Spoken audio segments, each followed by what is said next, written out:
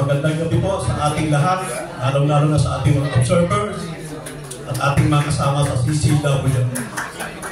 First of all po, we'd like to thank our Chairman President and the birthday boy, Dr. Carlo Batalla. Palapakan po natin siya. Behind CCW po, siya po ang brain at ang founder po ng ating samahan kung saan po tayo nandito ngayon. Ang susunod pong aking babatiin ay ang ating keynote speaker po, si Professor Sagani Bago, giving us the wisdom and the techniques in observing bidding processes po. At ang ating pong Vice President, walang iba po, ang ating mahal na ASEC, Wonder Ocampo. Siya po ang nagturo sa atin para po mag-inspection ng mga projects sa Region 3 po. Siya po ang tayo po sa inspection team po na itinayo ni Dr. Carlo Batalla. Palapakan po natin siya.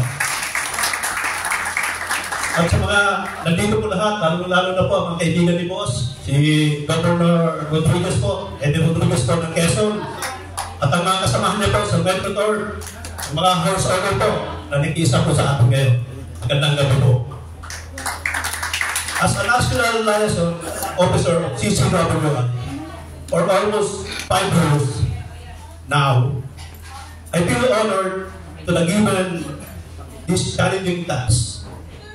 And likewise, I feel humbled for the trust and confidence given by our chairman and founder, Dr. Carlo Batalla, and by our organization, the CCWI. It is indeed a great responsibility that through CCWI we become prominent of social justice and good governance, being one of the country's watchdog against crime and corruption. Palakpakan po natin ang ating mga sarili.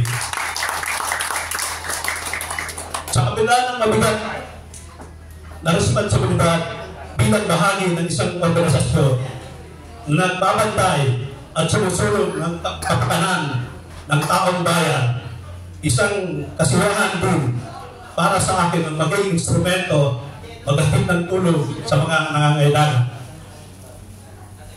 Hindi lamang natin pinupuhitahan ang kapakanan ng nakakarami, kundi tayo ay naging instrumento para makatulong sa iba sa pamamagitan ng venture distribution ng Batalla Chaos Philippines. Pasalamatan po natin ang ating founder, si Dr. Carlo Batalla.